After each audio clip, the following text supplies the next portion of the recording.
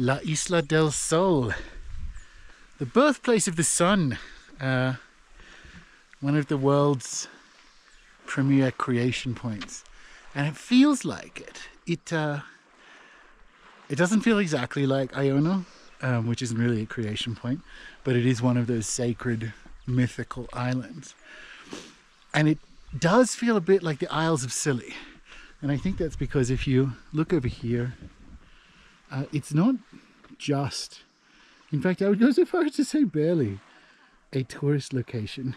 You can see the locals doing their corn, and we passed broad beans on the way up. There's school kids in a frankly very large school. So this is Pampa, which is the town in the north. It's the smaller of the two main towns on the island, and you have to obviously sail up past the other little villages, I guess, to get here. This is where I'd recommend staying because the more interesting sacred sites are at this side of it. But it's, if you come here, that's for you to decide. Anyway, there are more people here than I expected. It's cool, and you can probably make out the very Inka style terracing on the hills. Now, when I was on the other side of the lake that way last week, heading up into the Kaiawai villages, you could see that same terracing everywhere, but it was old and not in use. What's super interesting about this whole Altiplano area, having visited Tiwanaku and everywhere else, is I swear Bolivia could feed the world. If we did, I hate the word subsistence because actually it's quite a good way to live, and the word subsistence sounds like you are subsisting underneath existence, but look at how you're living here, so-called subsistence living. That being said, a efficientized permaculture variant, I suppose, of the Inka system would feed millions of people. There's so much of it here. It's fascinating. But what's different about the hills and the terracing so far, at least on La Isla del Sol, is that it's in use and it's uneven. And I think it's uneven because it's actually in use, if that makes sense. So the ones across the lake almost looked more elegant, but were long abandoned. You can maybe make out, unfortunately this is just a GoPro, but you can maybe make out the terraces of corn and so on going up the hill. I'll get laser beak in the air in a minute, and you'll have a closer look. So the Ursula Le Guin nerds will know that in her mind, when she was picturing Earthsea, because people wanted to know, is it tropical? What are these islands? She said in her mind, it was like the Isles of Scilly. And I've been to the Isles of Scilly. We went there on a fine English weekend, which is to say horizontal sleet coming through. And I kind of got it. I got the language of the islands speaking to each other. That made sense to me. That felt like Earthsea.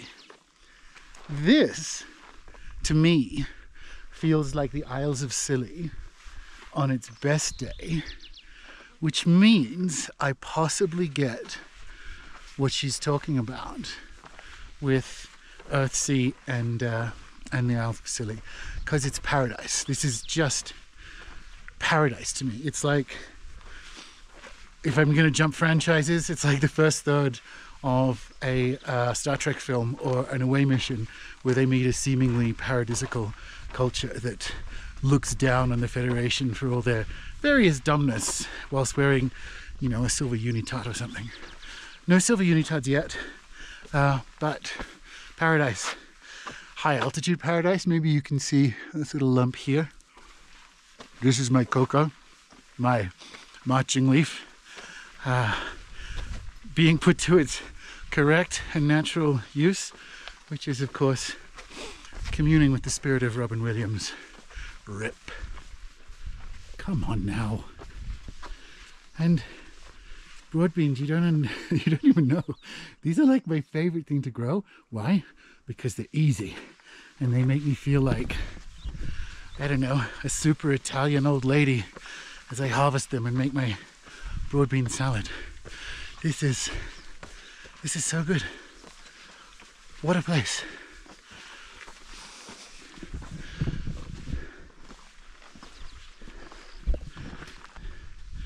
As some of you know, James and I are famous chicken wizards. And the weirdest thing about Bolivia, from a, I don't know, farming observation perspective, is as opposed to all other Latin American countries, which are correctly and righteously awash in chickens strolling about the villages, literally cock of the rock, there are fucking none here.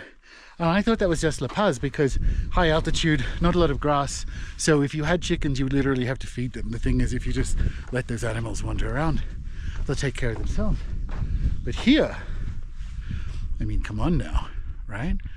Still no chickens. And the thing is, there's eggs everywhere. In fact, in Copacabana, the town we just left, there's a tienda that's called the Egg Agency. So they're big on their eggs. They just keep their chickens out of sight. I will get to the bottom of this, I assure you. I will not get to the bottom of this.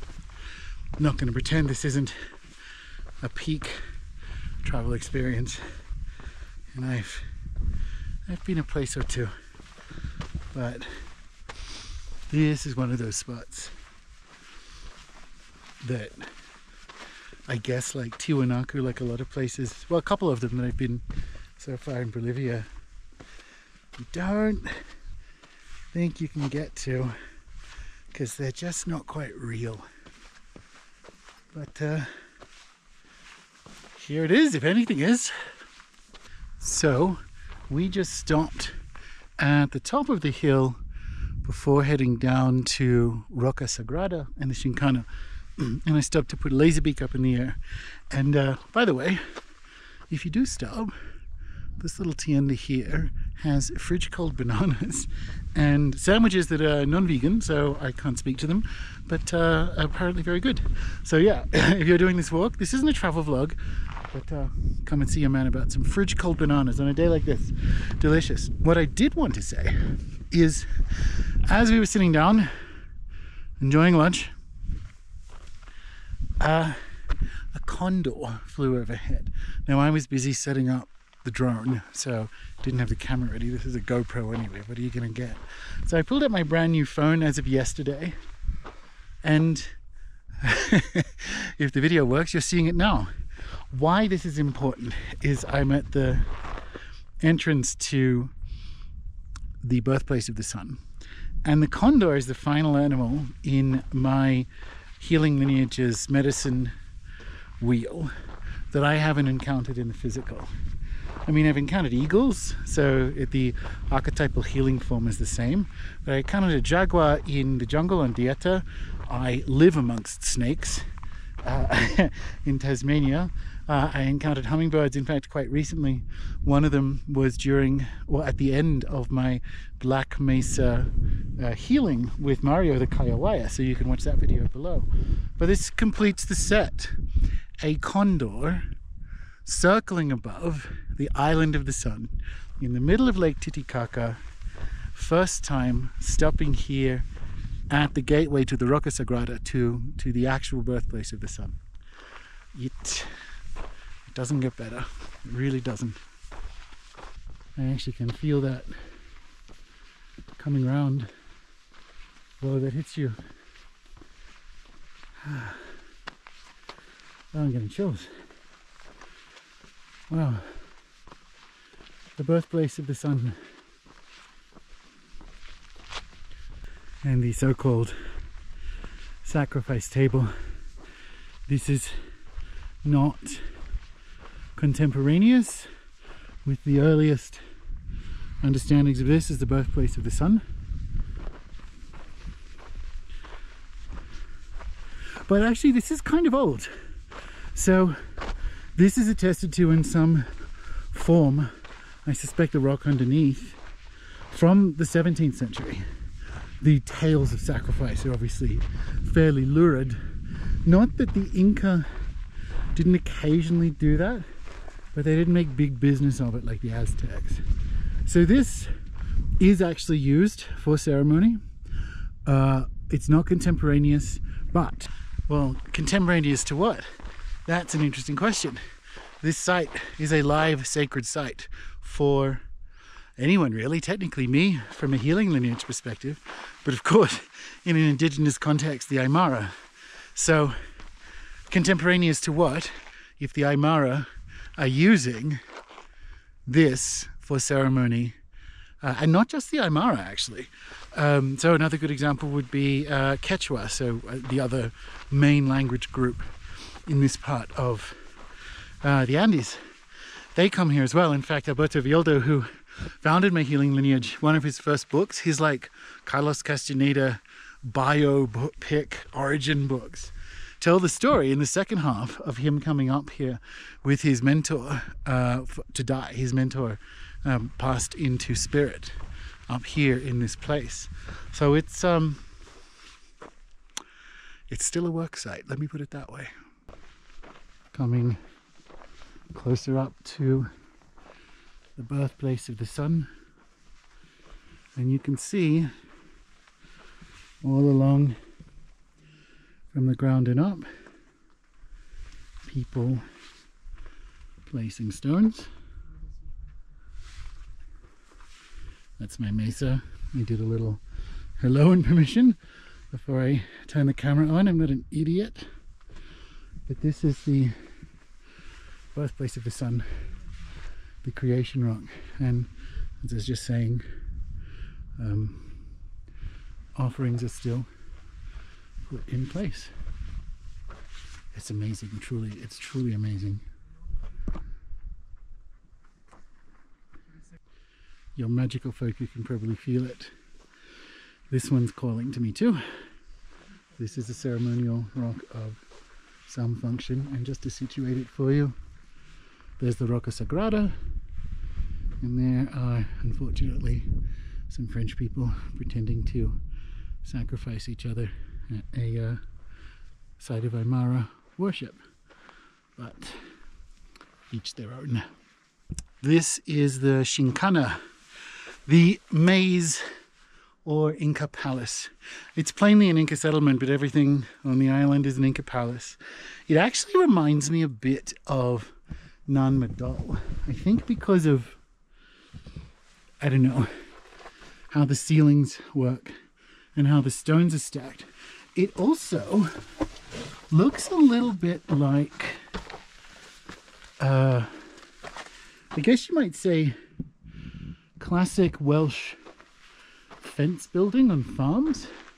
And I only point that out not to burn on the Inca necessarily, but just to say, when somebody tries to tell you that Sacsayhuaman and the big giant pillar stones of Cusco, which the Inca themselves said they did not do, were built by the same people who put up this, shall we say, humble structure, you tell them to get the fuck out.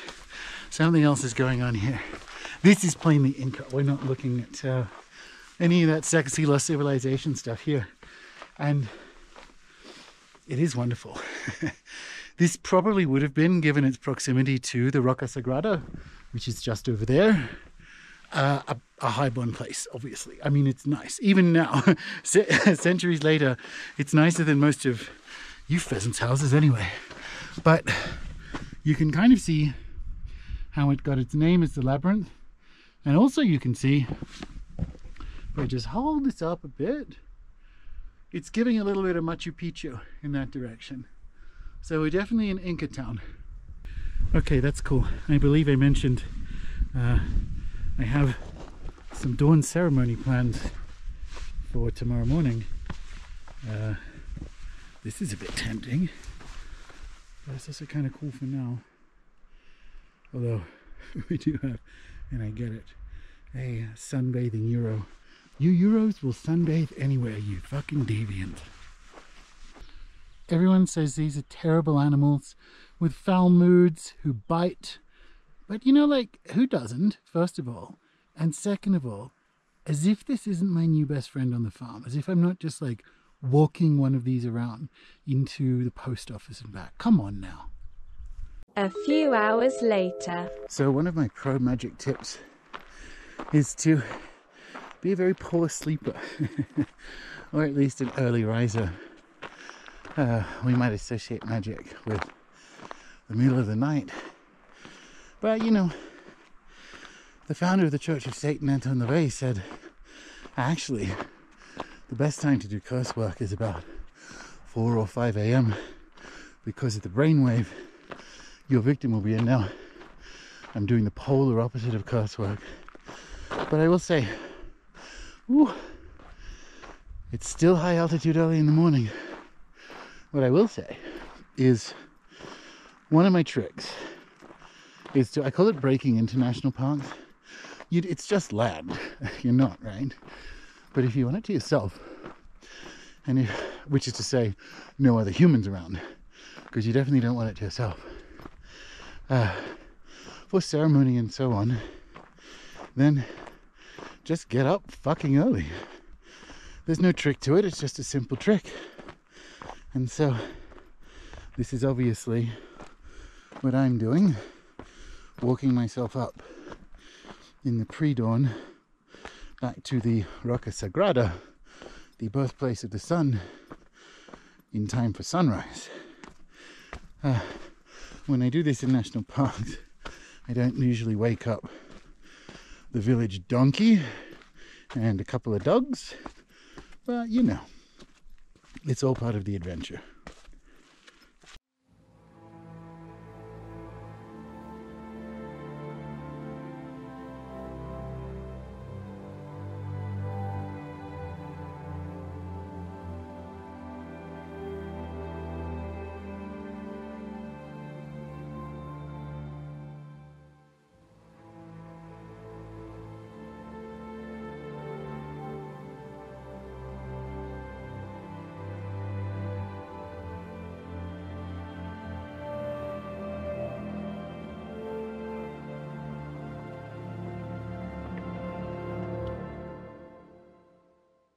Didn't film much yesterday afternoon when we got back on account of being extremely fatigued.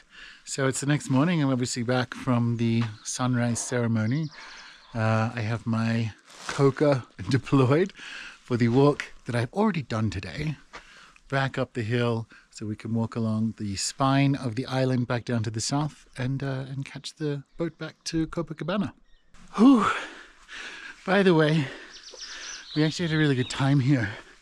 The only downside is the steepest road on the mountain is the walk up and down to your room, staying at Eco Lodge Intihuata, okay, which is in the north, which is where you should be staying.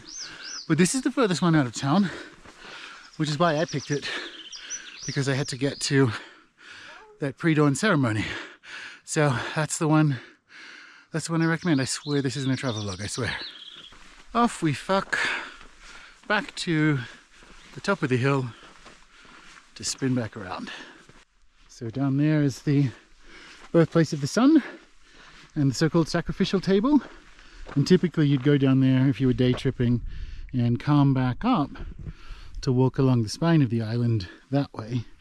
But we've already done that bit. So there is a well-worn path for the old shortcutters, which I'm quite happy about. And so coming up here, people have built a cute little wall, or yeah, we can call that a wall, I suppose, on either side of the road.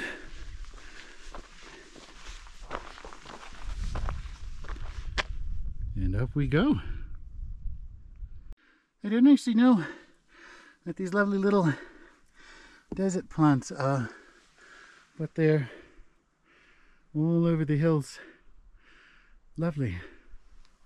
More of these plants. With the sheep, it's definitely giving Greek islands realness.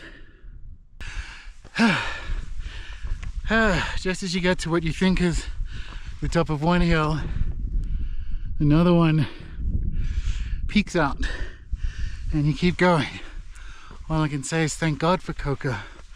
Someone should think of a way of distributing this in a more portable form powder maybe. This is the thing about country roads. You never know who is right of way. So a fun history nerd thing. Moving my coca around, speaking the truth. So a fun history nerd thing about these trails is obviously they're Inka, but actually probably before, because people have been living on the island of the sun for at least 3,000 years. And the sunset last night, you get it. Right? You're not short of water, which contains food, although if someone would like to tell me how the actual trout got in the lake, I have no idea. So fresh water, fresh food, obviously not immune to invasion, but it's just slightly more difficult. And you have that altiplano Andean capacity to grow different things up there versus down there. So you get quite a range of growing opportunities. I've obviously seen them doing broad beans and corn and so on, but we had quinoa soup, local quinoa soup last night. That would be from further up along the tops here. So it's a good life, and let's not forget, it's sacred. This is the creation point. This is the birthplace of the sun. And like I said earlier, you do definitely feel that. But it's just a little bit of a buzz, and that's not the coca for an Australian to be walking on Inka roads. You know, if the Wi-Fi connection, which is non-existent, was better up here, this would pretty much be my dream retail career. This is one of the several little tiendas. Well, unfortunately, we're too early because we're a little low on water. One of the several little tiendas on the road. And in terms of workplace views, well, it beats my last cubicle. Remember the episode of The Simpsons where Homer climbs the mountain? I don't know why I just thought of that. Whew. Oh my god, that was predictive. Because what I thought was the top is not. And are they going to do that to me again? I guess we find out. Over the next bay, we can see our final destination of Umani, the southernmost town on the Isla Del Sol, where we will be getting the boat back to Copacabana. So we stopped and re-upped the coca leaves, and off we go. Well, this is probably going to be pretty fucking cool when it's complete. We're sort of at the top part of the saddle, 2/3 of the way down the island. And I don't know, this looks like some kind of lodging. That would be quite the view. Be more Rivendell. Yeah. This will be good. Idle coca thought as we please God approach the summit of the final hill. Do you think if you grew up in the Inca Empire so that you never saw flat land, like you suddenly never saw the ocean, there kind of was no such thing as flat land in any way, do you think you'd get as tired doing all these hills? No, blah, blah, blah. Biological adaptation, blah, blah, blah. Of course, they're going to be certainly better than me at doing this stuff. But I'm more interested in, like, if you don't know what flat is, do you not look at the next mountain with the same kind of despair? I do. It's not that bad, but you get my point, right? Like, if you actually don't know what flat is, are you as off-put by the next mountain as perhaps we are? I don't know. I don't know if that can be answered. Food for thought. Another unhelpfully open something. I'll say this, the coca was the best food investment we made. It was less than $1 because obviously, as I'm sure you know from historical accounts, the reasons that the Spanish, well, they tried several times to ban it but had to unban it, was because it allowed people to work all day in the fields without fatiguing, basically unfed. So we were hoping to buy food from some of the little tiendas on the way, and they've all been closed. We left a bit early. Not in the least bit hungry, however. Could probably do with more water, but you know, coca can't do everything. I am grateful for what it can do, though. Finding eucalypts in South America, and she's not alone, is, well, it's a little bit contentious. The British Empire actually reorganized the biology of the planet, and one of the things they did, realizing that the eucalypt grew so fast, it was very thirsty, and could be used to drain swamps and marshes and anywhere where there was malaria risk, pushed that all over the world. Obviously other empires picked it up, and it does grow really fast. And as Australians will know, its cool trick is that it's the suicide bomber of the tree world. It catches fire with a vengeance, which actually makes it very good firewood. Grows fast, filled with flammable oil. And so unfortunately, from here, you know, up to Arizona, native trees were replaced with great chunks of eucalypt, which periodically catches fire, of course. It's not the tree's fault. It's just potentially a story of human and plant interaction that might have gone better, because actually it does have value, has medicinal value, good firewood, grows fast. What probably shouldn't have happened was replacing all that native or endemic species. That's life, isn't it, I guess? Nice to see another Australian at least. One thing as we walk underneath them I feel I should point out is, in many respects we're technically above the tree line at Lake Titicaca. So any trees that are here are by human hands. So in this case, it's not like the last of an ancient rainforest was knocked down for it. This land has been subject to well done, but nevertheless human agrarian management for 5,000 years. So it's this is the right way of thinking about this, I would say, is that this is a further iteration of that process, because I mean the people who lived here have decided that these are the trees for them, and they are the descendants of the original Aymara farmers. So yeah, it smells familiar, I'll tell you that much. The next tienda out to break my heart. Oh good, we're actually nearly at the town, more or less. Oh, coming into Umani, top of the last hill more or less, but there's a trick, of course, you gotta get all the way down to the coast, but happy times.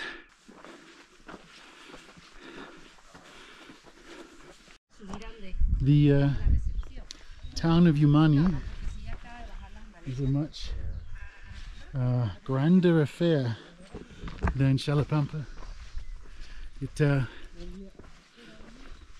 Yeah, it's almost an actual town.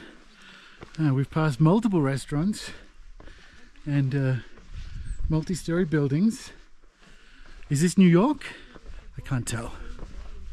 So the 1 p.m. boat we were told about in Copacabana does not appear to be sailing. So they've told us to try and get the 11 o'clock boat. It's 11:30. So this is the top speed at which you race down Inka Hill to the docks. But I have a sneaking suspicion, even with Latin lateness, that we will be hopefully enjoying a couple of drinks somewhere, waiting till 4 p.m. I think I just saw our boat leave, which is fine. This fountain of youth drink will restore us till 4 p.m. If anything, we'll be younger.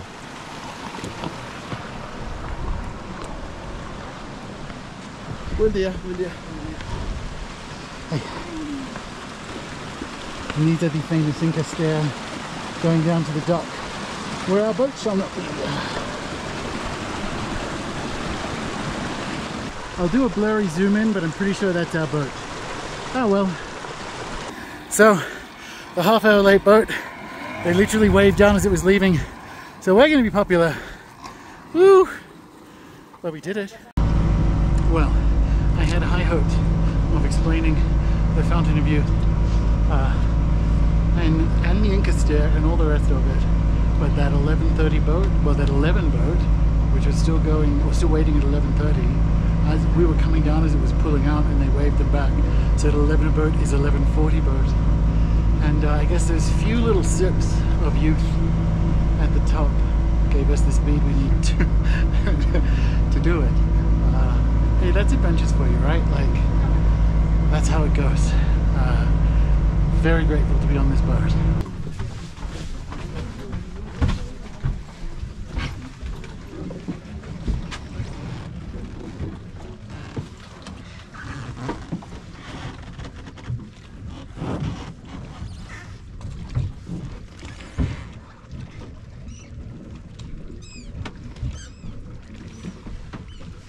Gracias. Ciao, ciao.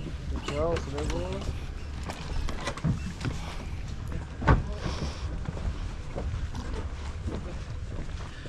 The upside of being back in Copacabana earlier is not just we could potentially get lunch, but we have to book a coach to the Peruvian side of the lake for tomorrow, because my very expensive travel car, my rental car rather, that I can't stand, and I can't stand that woman. She's the bane of my life.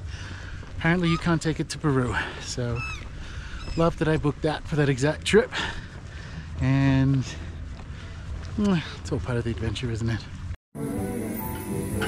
Success, and it was frankly easier than expected and about as expensive as I expected.